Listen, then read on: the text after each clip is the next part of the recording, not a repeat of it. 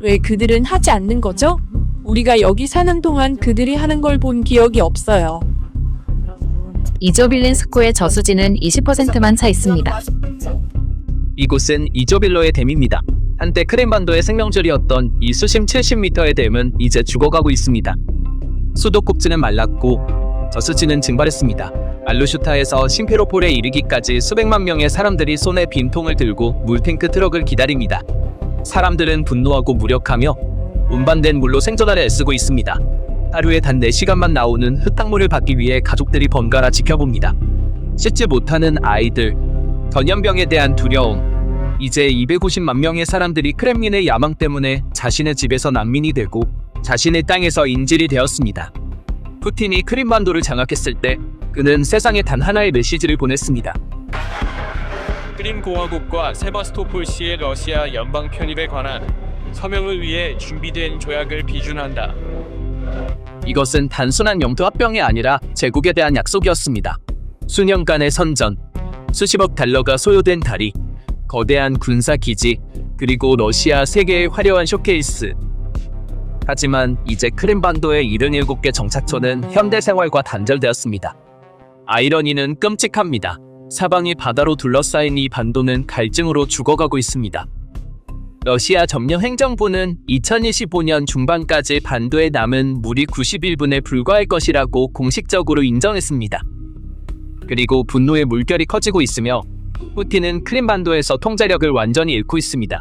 오늘날 크림반도의 종말은 사실 단 하루에서 비롯되었습니다. 러시아군이 우크라이나로의 진격을 막기 위해 공황 상태에서 카호우카 수력 발전소를 폭파시킨 그 운명적인 순간, 모스크바는 그날 우크라이나 탱크를 진흙탕에 빠뜨려 전술적 이점을 얻었다고 믿었습니다. 하지만 그 폭발로 물리학과 수력공학의 법칙이 작용했을 때 러시아가 제 발등을 찍은 것이 아니라 관자놀이에 총을 쏜 것임이 분명해졌습니다. 문제는 단순히 물 부족이 아니라 수압입니다. 우크림 원화는 단순한 도랑이 아닙니다. 소련 공학의 가장 복잡한 경이로움 중 하나인 이 시스템은 드니프로 강이 물을 특정 수위와 압력으로 유지하도록 설계되었습니다. 댐이 붕괴되자 수위는 임계치 아래로 떨어졌습니다. 이는 운하 입구에 있는 거대한 펌프장이 더 이상 물을 빨아들일 수 없다는 것을 의미하며, 즉 시스템이 물리적으로 고장났다는 것입니다. 러시아는 우크라이나군을 막기 위해 자국 주둔군의 생명유지 장치 플러그를 뽑았습니다. 오늘날 위성 데이터는 모든 것이 통제되고 있다는 크렘린의 거짓말을 잔인하게 폭로합니다. 알루슈타와 주변 마을의 주요 생명줄인 이조빌로의 저수지를 보십시오. 한때 수심 70m에 달했던 이 거대한 수역은 이제 늪으로 변한 진흙탕 물웅덩이에 지나지 않습니다. 크렘린이 임명할 러시아 총독 세르게이 악쇼노프와 그의 팀은 이 상황을 계절적 가뭄으로 포장하려 하고 있습니다. 그러나 데이터는 이것이 기후 문제가 아니라 관리 재앙임을 절규하고 있습니다. 2025년 10월 현재 크림반도 전역의 총 77개 정착촌이 수돗물 공급이 완전히 차단되어 물 운반 체계로 전환했습니다. 그 용어의 무게를 느껴보십시오. 21세기 유럽 대륙에서 수천 명의 사람들이 물탱크 트럭이 도착하기를 기다리고 있습니다. 이것은 현대 국가의 기반 시설이 아닙니다. 이것은 포위된 중세성의 무력함입니다. 그리고 위기는 농촌 지역에만 국한되지 않습니다.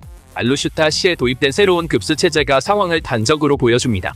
아침 6시부터 10시까지, 저녁 6시부터 10시까지, 하루에 단 2번, 총 8시간 동안만 물이 나옵니다. 그 외의 시간에는 도시는 위생과 생활이 정지된 유령 도시로 변합니다. 지역 주민들은 목욕이나 빨래와 같은 가장 기본적인 필요조차 군대 규율처럼 계획해야 합니다. 점령 행정부는 수년간 대중에게 바다 및 터널을 통해 물을 가져오겠다, 비행기로 구름에 실을 뿌려 비를 내리게 하겠다와 같은 공상과학 시나리오를 팔았습니다. 그들은 심지어 아조프의 밑에서 담수를 추출하겠다고 주장했습니다.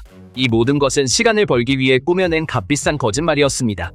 이 시점에서 러시아에게 남은 유일한 해결책은 과도한 시추, 즉 제하수를 무자비하게 퍼올리는 것뿐입니다. 하지만 이것은 이 반도에 관해 박는 마지막 못입니다. 지하에서 1리터의 담수를 퍼올릴 때마다 바다에서 그 빈자리를 채우기 위해 해수가 스며듭니다. 크림반도의 지하는 지상과 마찬가지로 썩어가고 있습니다.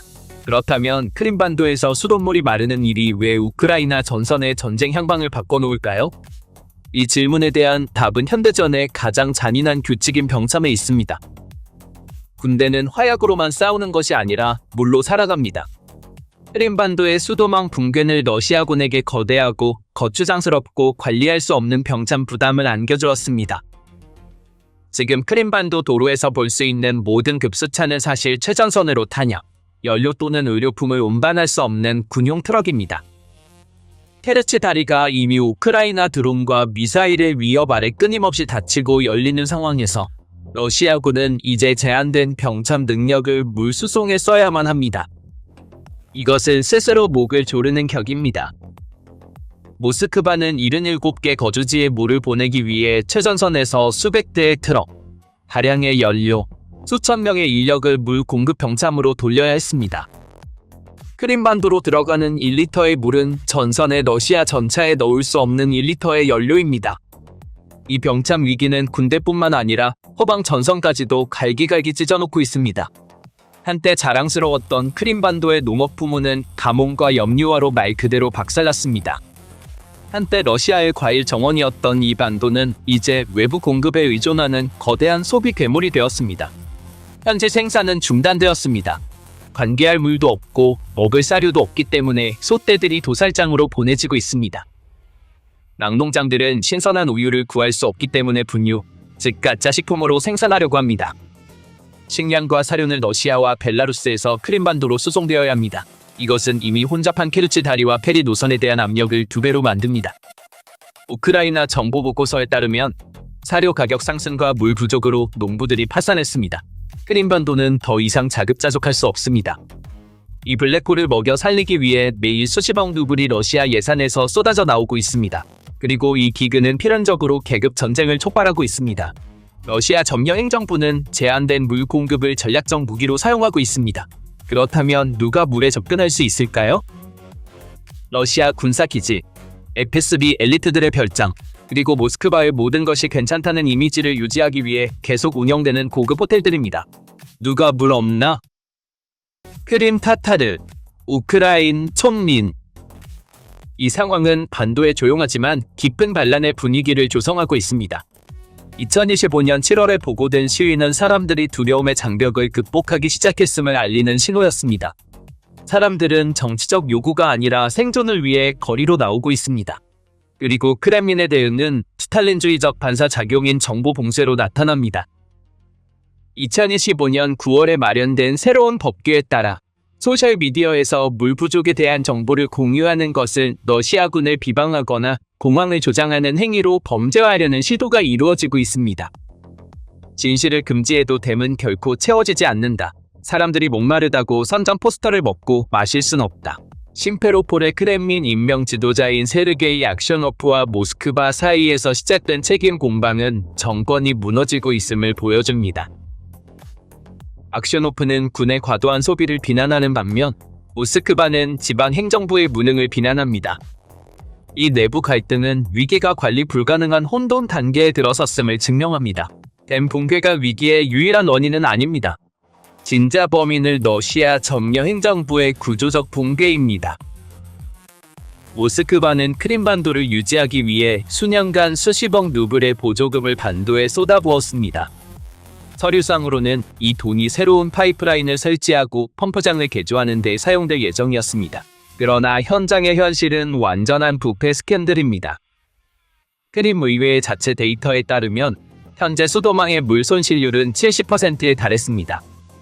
이는 시스템에 펌핑된 물 10리터마다 7리터가 수도꼭지에 도달하기 전에 지하로 새어버린다는 뜻입니다. 러시아는 물을 운반하는 파이프가 썩어서 물을 수송할 수 없습니다. 그렇다면 수리비는 어디로 갔을까요? 이 질문에 대한 답은 크림반도 농업부문의 붕괴에 있습니다.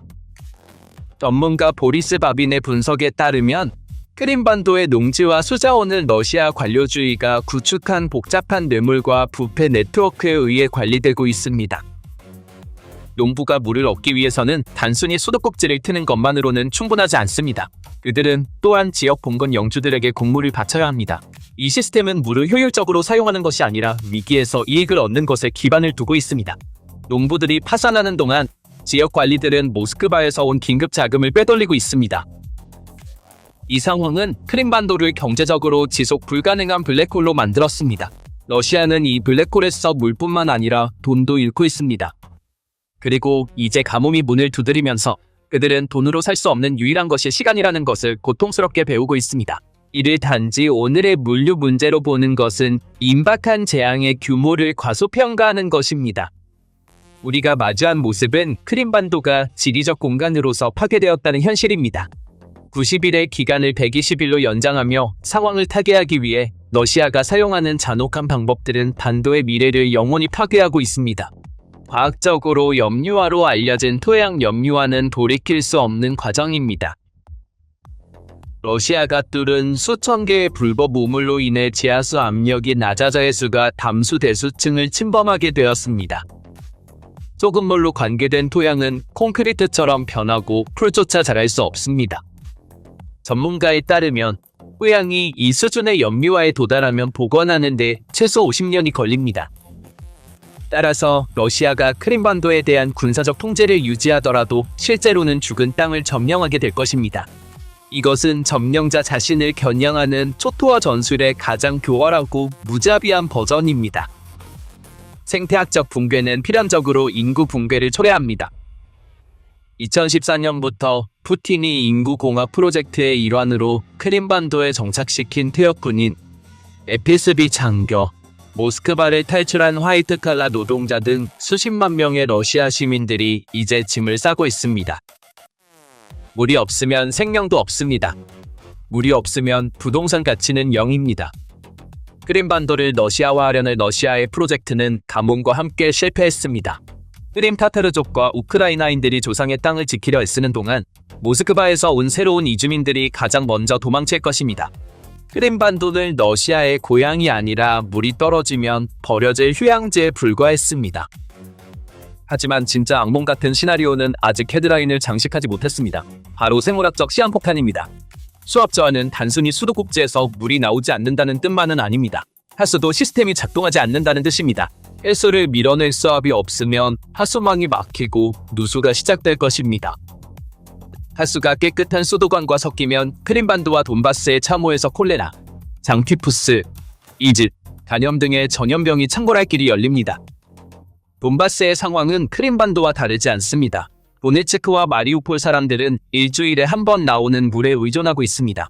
러시아가 해방시켰다고 주장하는 도시들은 중세의 역병이 창궐하는 온상이 되고 있습니다.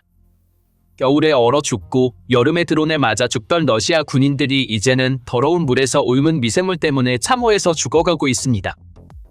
전쟁의 성격이 물리적 차원의 재앙에서 생물학적 재앙으로 진화하고 있습니다. 이 위기는 또한 러시아의 세계적 야망의 종말을 의미합니다. 점령한 땅에 물을 공급할 수 없는 초강대국을 상상해 보십시오. 점령한 도시의 하수를 관리할 수 없는 핵보유국을 상상해 보십시오.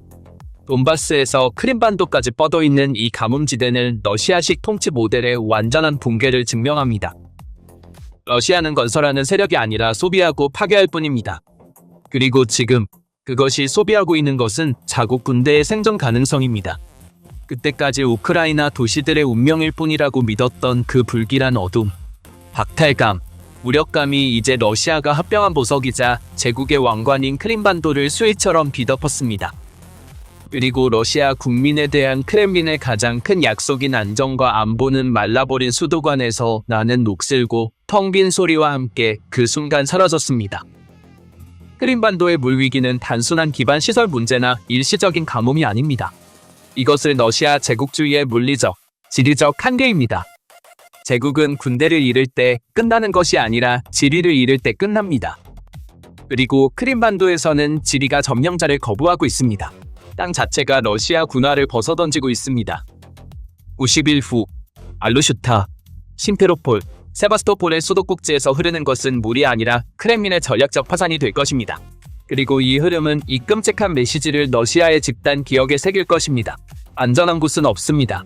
푸틴 전쟁, 집까지.